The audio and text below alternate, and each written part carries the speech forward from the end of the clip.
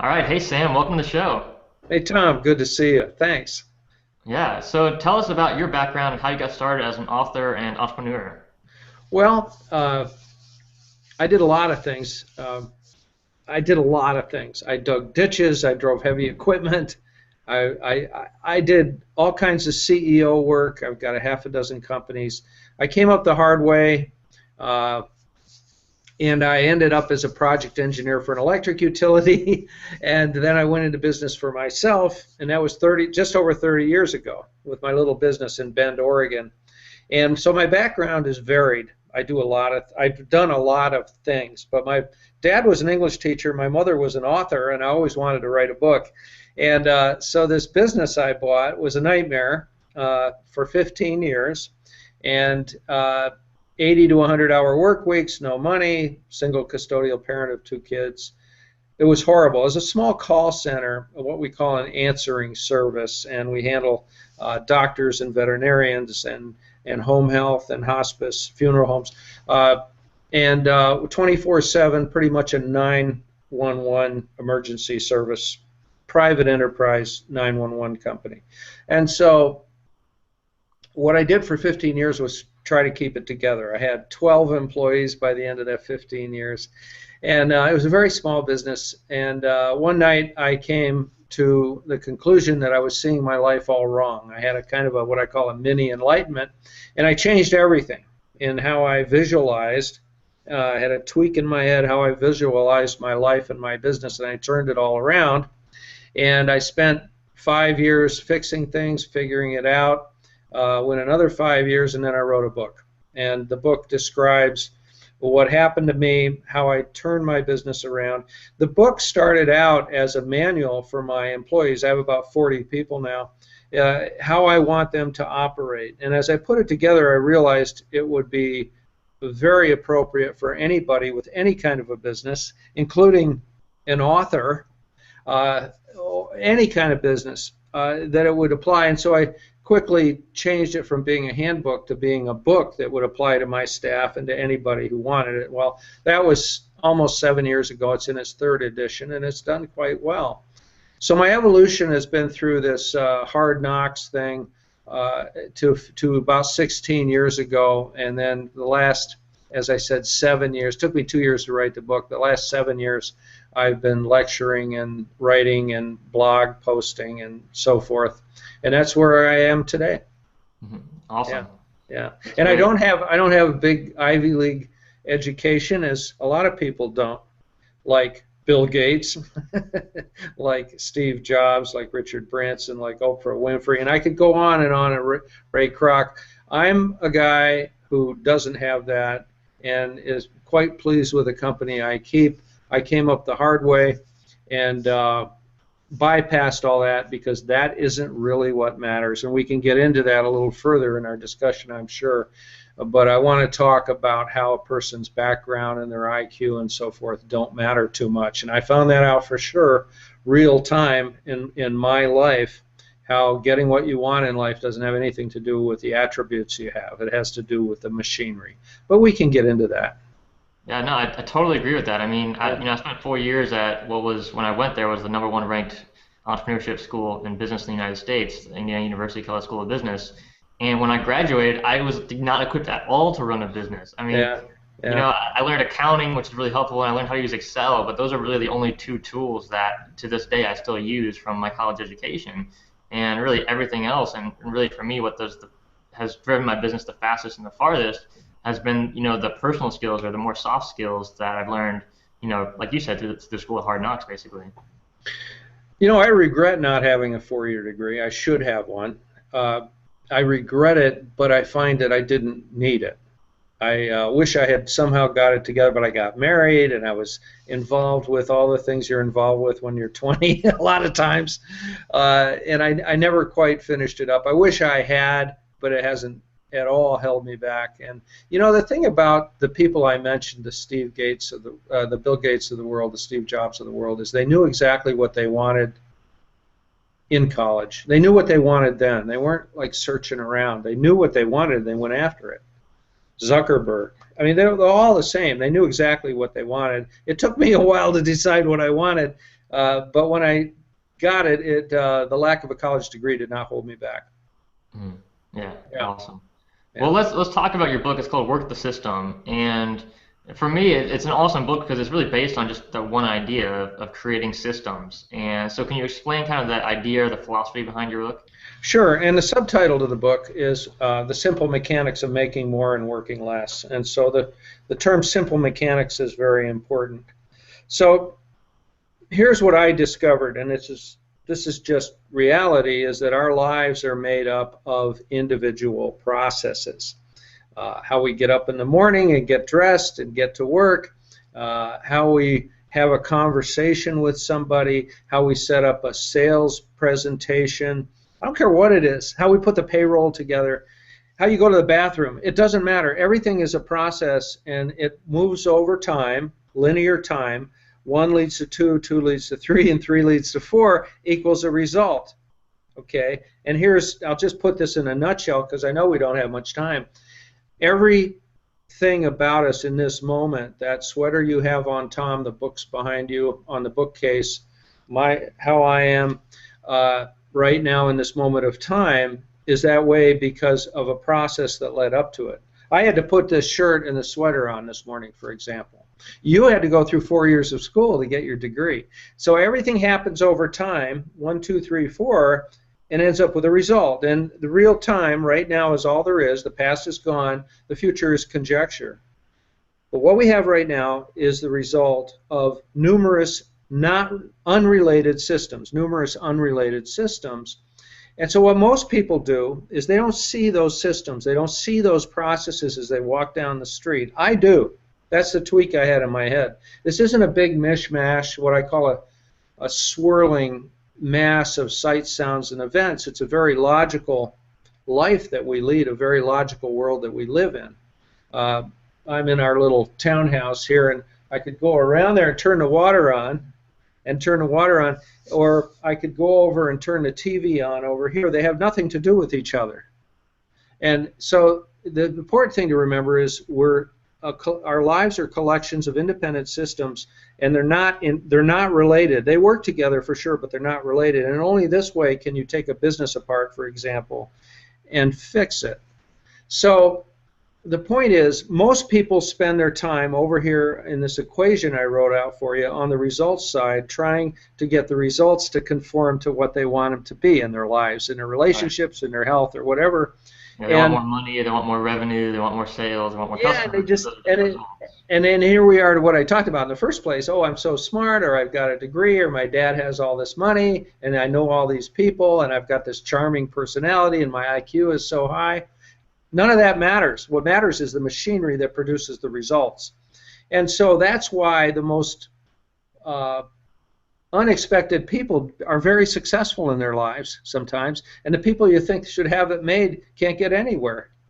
Uh, it did talk about education level. How many kind of derelict university professors are there that just live up on the hill? They make their $140,000, but that's it, man. That's it. Uh, and how many people, unattractive people, have a beautiful spouse or a significant other, and all the time they want and all the money. Why is that? Well, because they understand, even subconsciously, that it's the machinery. They spend their time over in the one leads to two, two leads to three, three leads to four part of that equation. 1, 2, 3, 4 equals the result.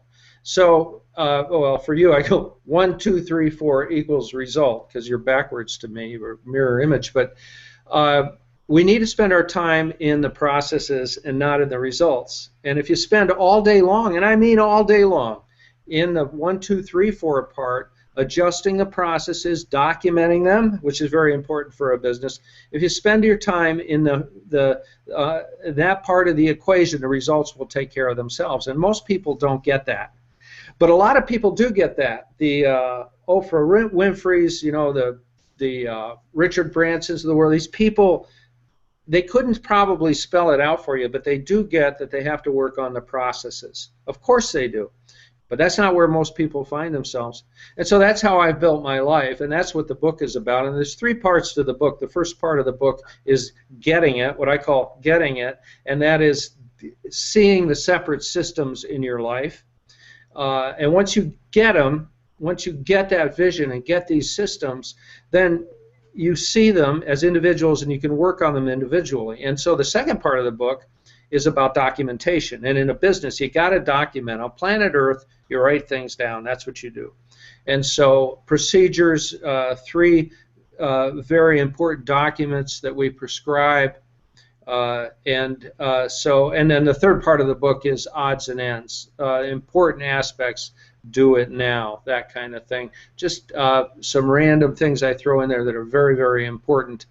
And the website has a lot on it too, Tom, workthesystem.com, and you can go into the FAQs, you can go into the synopsis, and it explains all this very, very thoroughly at the website. And get on my mailing list. Got a lot of people on the mailing list, and we send out posts that have to do with what I'm talking about here today all the time. Awesome. Yeah, well, what I love about the book and really the whole philosophy behind it is that, what you've kind of done is you've given people a different way to see the world, but also to control the world, because there's, like you said, there's causes and there's results, and you can't control the results. Like, you can't control how much money you make. I mean, you just can't. You can control the machinery, like you said, and eventually that will lead to the result of how much money you make, but you can't just pick a number and say, I'm going to make this much money this year. That's not how it works. There's a whole process and system that goes into that. That's damaging. I mean, it sounds so great. I'm gonna make $1 million in 2 years. I'm gonna have $1 million in the bank. That's damaging because you're not, and you will have failed yet again. So we prescribe not going overboard trying to reach goals. Go in a direction. Go in a pointed direction toward making a lot of money, and don't get caught up with this idea you're going to make X number of dollars or be in this place in a certain time. You're going to be disappointed. You always have been before, I tell people. So don't worry about the goals so much, and go in a direction and get all your energy and everybody around you headed with you in that direction. And the way you do it in a business would be documentation, especially. Now, I know today we're talking to other authors, so I suppose we could channel things a little bit in that direction. Well, but I mean, I think for authors, documentation is really important because I know for me as an author, I get the same questions over and over and over again from people via email and social media and so forth. And I used to spend hours a day just answering email until I finally, sat down and said, hey, I'm going to write down, okay, here's the response to this kind of question, and then I can customize it, I can tweak it. But it saves me so much time. Sure, and that's why God invented FAQs on a website, right? So one of the most elementary things I missed as I started to write my book was I just started writing. It's just going to flow. It's just going to come out, and I didn't have an outline. And I went 2 months, and I had 30,000 words of gobbledygook.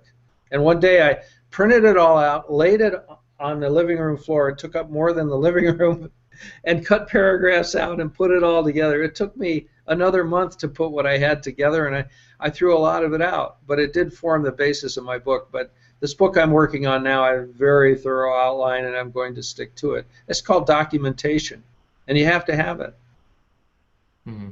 Awesome. Right. So I mean, tell us more about documentation then. I mean, because one of the cool things about your book, and you explain really well in the book, is that it takes time to create the documentation, but then once you create it, it saves you so much time down the road.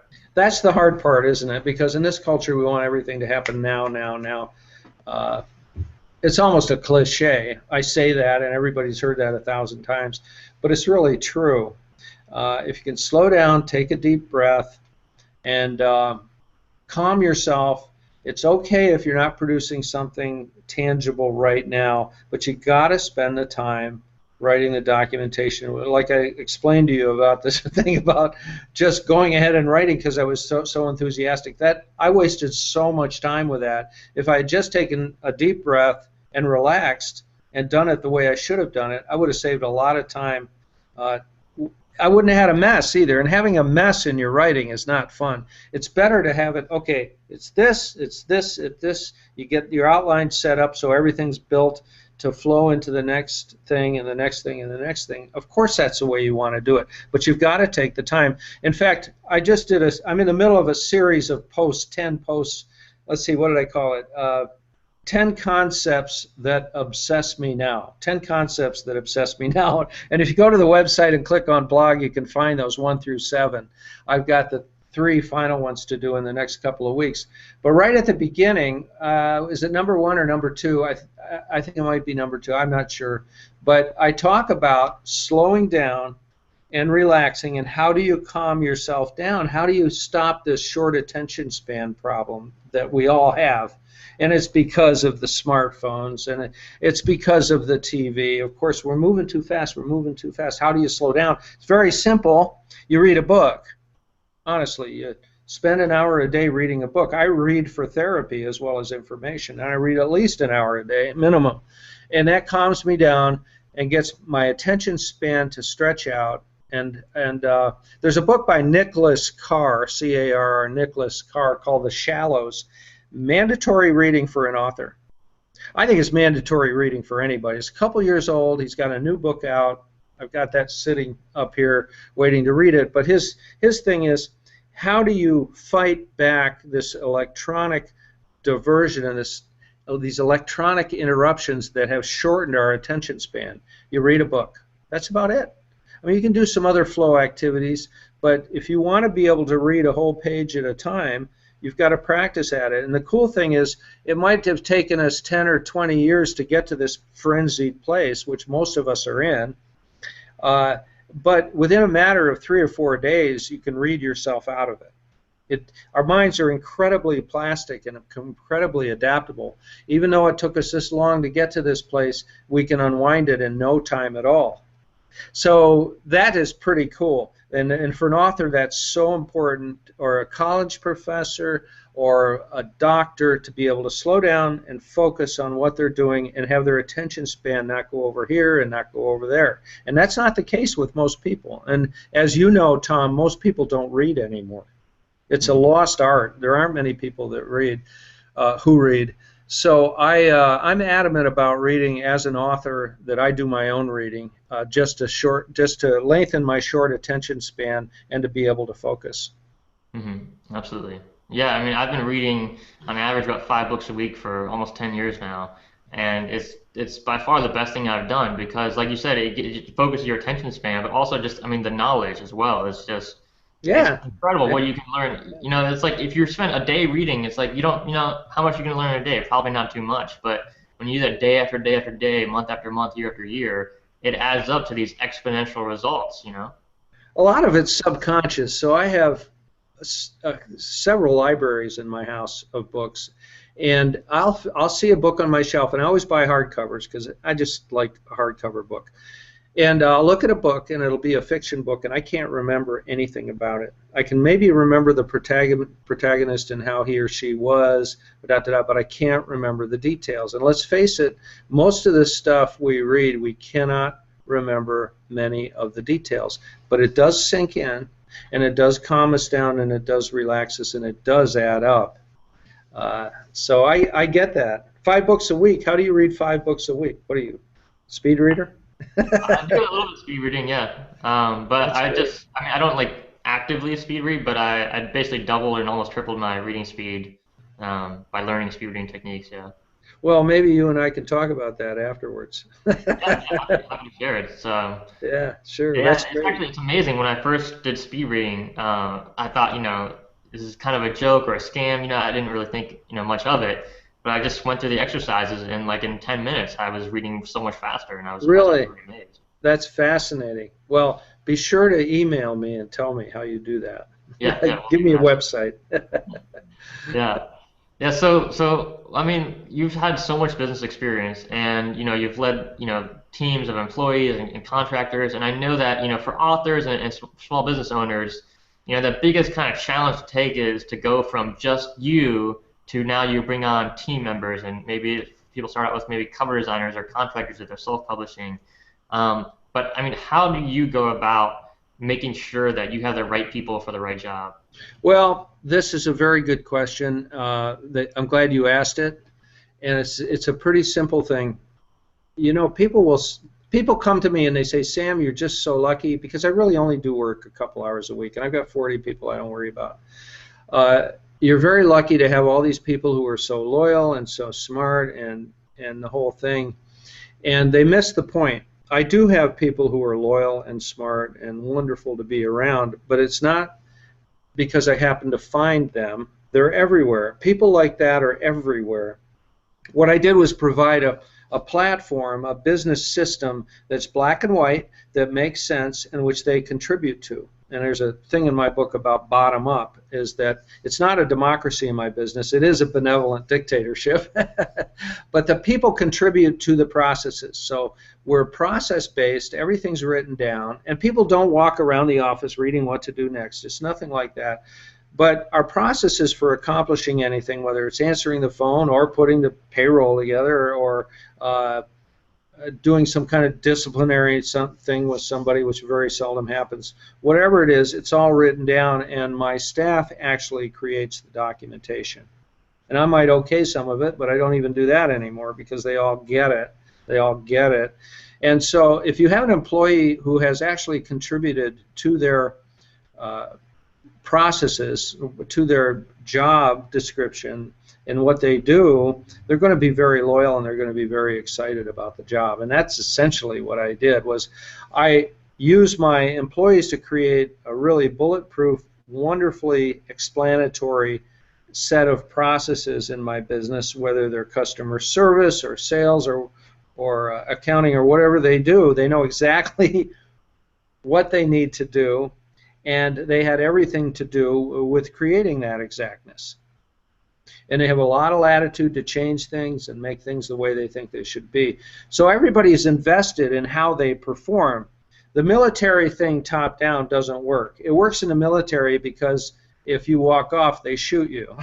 All right? That has a certain value to it, but you can't do that in private enterprises. So the secret is, honestly, is to this bottom-up thing where you get people to pass good ideas up into management. Management okays them. It gets put down on paper instantly, by the way. This happens immediately. You don't have a committee.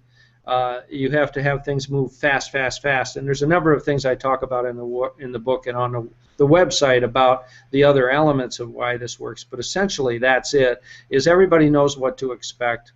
And they are creatures of adaptability, too. They're not all rigid in what they think how things should be. Everybody's adaptable. Also, our communications within the business is snap, snap, snap. It happens immediately, and we have some high techs. One of my first posts in that 10 concepts I obsess about now is about telecommunications in an organization, and that's a good post too. That's right there near the beginning of the series. But if I had to say one thing, it's that idea of creating a real structure for everybody, and then you go back to the processes, what we call working procedures. Mm-hmm. Do you want me to talk about the three main documents that we prescribe? And we consult to big companies, multi-million-dollar. I have a $500 million company we're consulting to right now, all the way down to the tiniest little company. But the essentials are all the same. Now, in a small to medium business, a lot of times there's no documentation, and we have three primary documents. One is the strategic objective. We all know what mission statements are, and those are useless. Okay, we want to be the best. We want all our clients to be happy. We endeavor, and that's always the word endeavor in there. Right. But it doesn't give you anything. So we say a strategic objective is a single page, maybe 400 words, about who you are, where you're going to go, what your product is, what you don't want to do, and that's all in the book too. And by the way, the book is free download. You can go to workthesystem.com and download the book for free, both in PDF and audio, and we sell the hardcover book for under $8, and that includes shipping. So I give all my stuff away. It's this long tail thing. We got plenty of accounts, but I give away almost everything. But if you go to the book, it talks about all that. And so anyway, there's a strategic objective which outlines who you are, where you're going, how you're going to do it. One page, the CEO, the owner of the company, puts that together. Then the second set of documents, well, it's a single document with several number of elements in it, and it's called operating principles. Do it now. And we have about 30. We call it 30 principles of what I believe and how my people believe the company should be run. And do it now is perfect. So why do we do it now? And it's one of the principles. It's only, I think, three or four sentences. We do it now because that's what works the best. So we always try to do it now. And there's, like I said, there's 29 other ones. So those are our, well, the strategic objective outlines everything. Okay. That's our Declaration of Independence. And then the Constitution is the operating principles. This is who we are, this is where we're going, and this and that. And then the final is the working procedures, and that's what I was talking about earlier, Tom, the documented processes. First you do this, next you do this, next you do this. 1, 2, 3, 4. Very simple. Most people call them SOPs.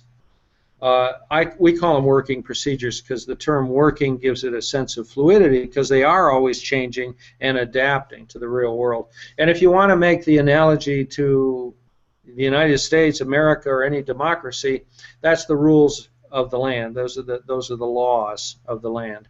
So you've got the Declaration of Independence, you've got the Constitution, you've got the laws of the land. That's just what works. And I didn't realize I had copied our main documentation of this country until I was done with the book, and my wife pointed it out. She said, there's a real funny similarity. And then I wrote that in the next printing. I said, well, this is really cool, as if I thought of it. And I hadn't. It's just that that's what works. You need an overall direction, you need to have rules and regulations about how everybody's going to proceed, and then you have to outline how things are going to work. Because this person has an idea how to answer the phone, this person has an idea of how to answer the phone, and depending on whether one has a hangover or not, or what their mood is, one will say this, one will say that. And what you do for these processes, you get everybody together who answers the phone, you all decide which is the best way to do it. Everybody pretty much agrees this is the very, very best way to do it. And then you do it. Everybody does it that way. So you have what's close to a perfect process executed 100% of the time. And you do that throughout your business. And you do that throughout your life, your health and your relationships too. You don't document everything necessarily, but you get these processes down so they're just about perfect, and then you execute them in that perfect way 100% of the time. And that's all there is to it. I mean, that's the whole ball of wax as far as what I do. And it has to do with the mechanics of our lives. And again, it doesn't matter how enthusiastic you are, or, like I said, how charming the personality is. None of that matters. What matters are the processes. The processes matter. And how good are you at seeing the processes, and how good are you at adjusting and managing those processes? That's what's important. The good feelings, the positive emotional stuff will come as a byproduct of a life that isn't in chaos. So I like to say, if your wife just left you and you're 3 months behind on the mortgage and your kids hate you, it's pretty hard to sit down and meditate. Right? It's just hard to do that. You got to get the mechanics fixed first before the emotional stuff will take care of it. And in this society, most people think they got to get their heads on straight, and then everything will get in order. But everything doesn't have anything to do with what your condition your head is in. Everything has to do with how well it's managed and its 1, 2, 3 formats. How the phone is answered, that process doesn't really care about your emotional state of mind. What matters is how the phone is answered, how the mechanics happen. So when I say simple mechanics, that's what I'm talking about. It is simple mechanics, and you don't have to get bogged down with the psychology. Yeah, absolutely. It's funny. I hang out with a lot of entrepreneurs, and like I've come up with kind of like a method that to tell how successful they are, because you can tell like the kind of unsuccessful people who are kind of struggling. They're the ones who they get an email in the middle of lunch and they say, oh, I have to go take care of this. I got a problem in my business. Yeah. They're the ones who are always kind of running around so ragged and so frustrated and so stressed.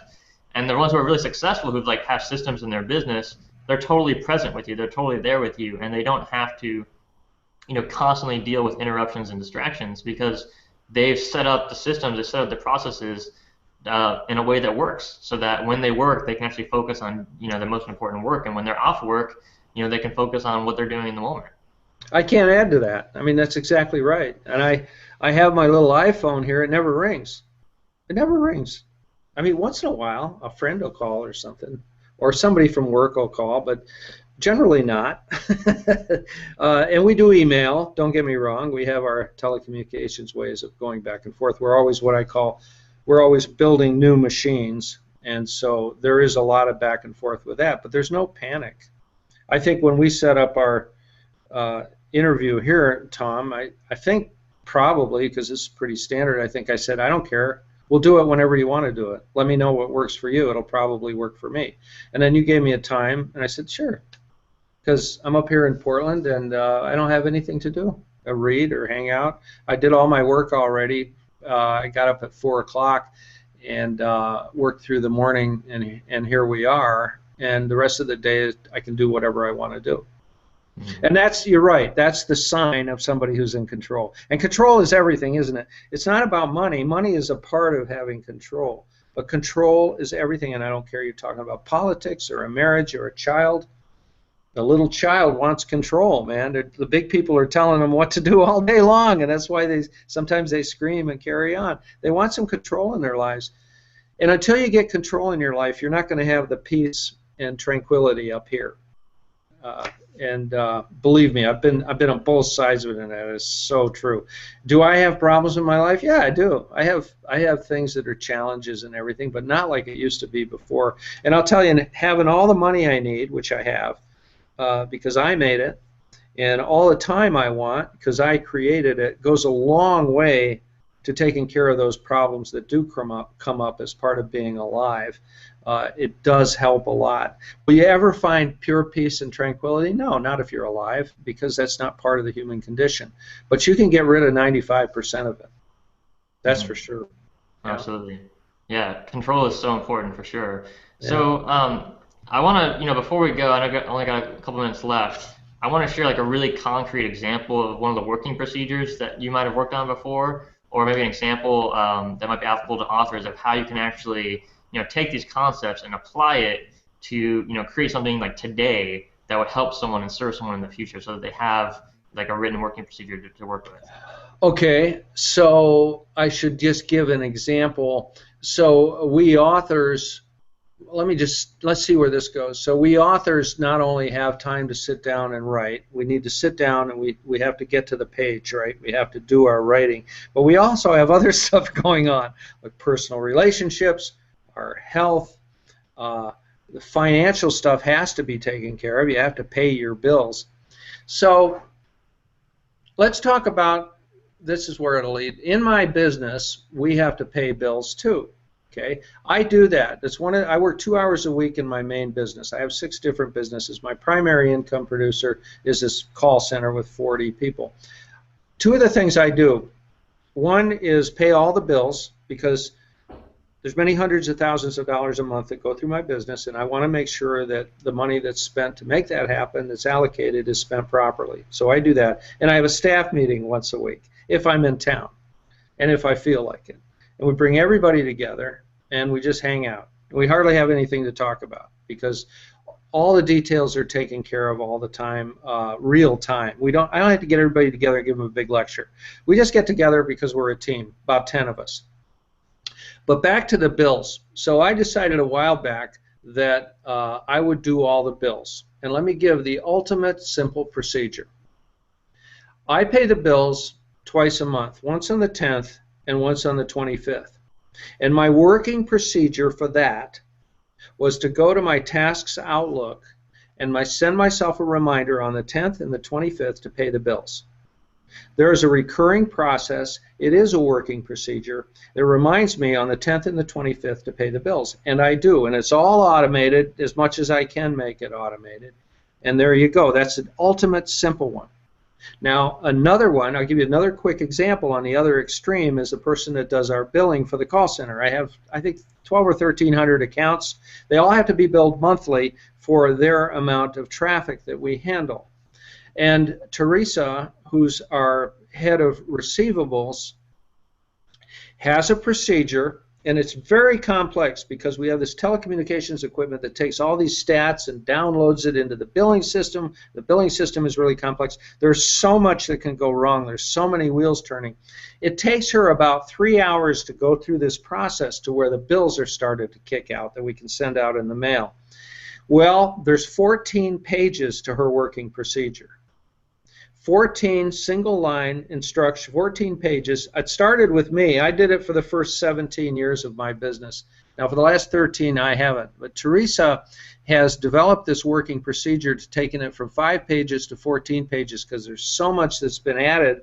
And she goes through line by line over this 3 hours to do the billing, and we don't lose any revenue. We don't have any screw-ups. And as she's going through this working procedure, Tom, every month, I talk to her about every month about it because it's so important. She makes little notes about things that need to be changed or little things that could be improved or little things that need to be added. And then when she's done sending all the bills out, she does the bills on the 1st of the month. They're all out by the 5th or the 6th. She'll go back and she'll go back into the database or back into the, it's just in Word. She'll go back into our software where we keep our working procedures. In fact, we have software that we've created for keeping working procedures and all the documentation. You can find out about that on the website. But she'll go back to the documentation and tweak it. All right? And she may have 10 to 20 different adjustments to do on this 14-page working procedure, but there's never a problem. And she just does it. She does it because she wants to do it, not because somebody's telling her to do it. Because it keeps her from making any major mistakes. A major mistake could cost me $30,000 if she made a mistake, and she knows that, and she wants to get it perfect, and she does. So you've got this huge working procedure over here. You've got this tiny little entry in Outlook tasks, just to remind me in my Outlook. There's 2 polar opposite kinds of working procedures, and everything else really lies in between. Might be 6 steps. Our answering the phone is 7 different steps. 1, pick up the phone. 2, say certain words. 3, 7 steps. And some of them are 30 steps. Some of them are 40 steps. But we are absolutely documented. If I ever wanted to sell the business someday, I could just turn it over to somebody and say, take over, it's all here. It's all written down. You don't need me. Sayonara, I'm out of here. I don't have any intentions of selling the business, but if you want to have a business that's you're able to sell, you need to have it documented and be able to hand it over without you having to be there, obviously. Mm-hmm. And for an author, it has to do with paying the bills. It has to do with streamlining the day. For instance, there's a part in my book I talk about when's your biological prime time. For me, it's from 4 in the morning till 12 noon. For a friend of mine, it's at 10 o'clock in the morning till 6 o'clock at night. It just depends. You want to do your best work during your biological prime time. And this is a process kind of a thing for an author. Okay, I'm going to do this. I'm not going to exercise in the morning if I'm a morning person. I'm going to do my work. I'll exercise in my non-prime time. And people do that all the time. They take their best time of the day and they spend it in the coffee shop with their friends, or they're out exercising, or this or that. And that's a terrible waste because later you're too tired to do your work. This is very important for an author to get the prime time right. And then the mechanical prime time, that's biological prime time. Mechanical prime time has to do with what you do. So you sit down and you say, I've got to do this, I've got to do this, we got to do this. I talked with you about the outline a little bit before. You have to do the outline. It's a process. You have to take your time to do it. You have to do character development if you're writing a fictional book. You've got to have a 1, 2, 3, 4 step process over time because that's how the world works. And if you fight that, you're going to have a mess. You're going to have chaos in your life. Mm-hmm. That's a pretty broad overview, but that's essentially it. Yeah, well, I think that's a great illustration, and I think what's really impressive about it and why it works so well is because, like you mentioned with your, the person paying the bills or doing the receivables, she's not only doing the work, because most people, like most of us, when we're doing busy work, like paying bills, most people think is busy work, we're just trying to get it done as fast as possible, right? And if we make a mistake, it's like, whatever, I just want to get it done. But, when you're really working the system, like you're using your philosophy, you're not just trying to get it done, you're trying to get it done the best way possible. You're asking yourself, is there a better way I can do it? How can I make this even better, faster, quicker, more efficient?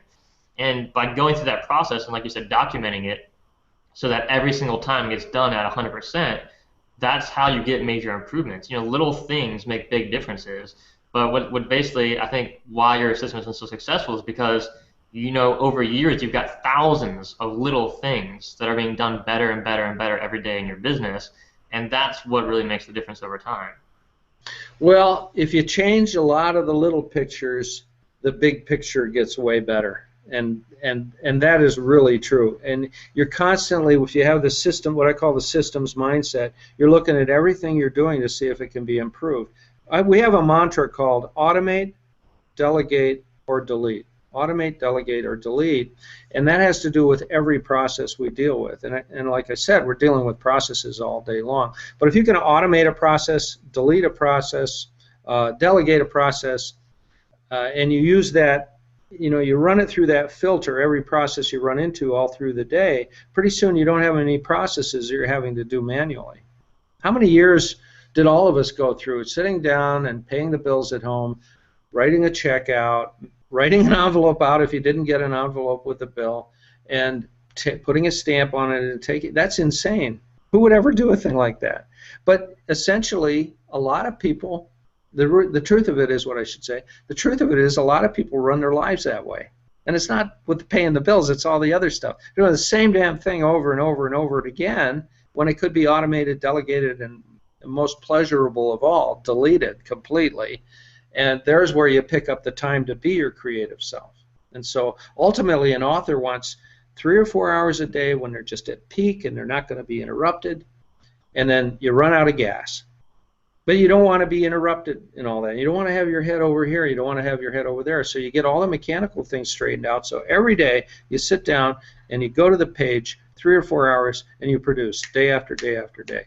And that's why Work the System is a good book for an author. Hey, I'm an author. I'm telling you this. It has everything to do with my writing and my ability to get stuff out there and out there effectively. Awesome. Well, thank you, Sam. You shared just a wealth of wisdom with us today, and I really appreciate it. Before you go, tell us where people can find out more about you and the work that you're doing. Well, just go to workthesystem.com. You can download the book in PDF or audio, and you can buy the hardcover. It's a beautiful book, too. So we just charge the printing cost and the shipping. You can get that, but search around, take a look at the FAQs, take a look at the synopsis, and it'll explain. The synopsis is really good. It does explain everything I'm talking about today. And think about your own life. Think about your moment-to-moment procedure through the day and start. My advice to our listeners would be start to look at your life, starting right in this moment, of all the separate systems that are around you right now, and try to get a feel that that's how your life is. It's not a huge bundle. It is a bundle, but it's not a bundle of one thing, sights, sounds, and events. It's a whole lot of little things. And if you can see those little things, then you can perfect them one by one by one. And that's what it's all about. Absolutely. It's a beautiful system. Thanks so much for sharing with us, Sam. And thank you, Tom. I really appreciate you having me on your show. I'll catch you later. Talk soon. Okay, bye.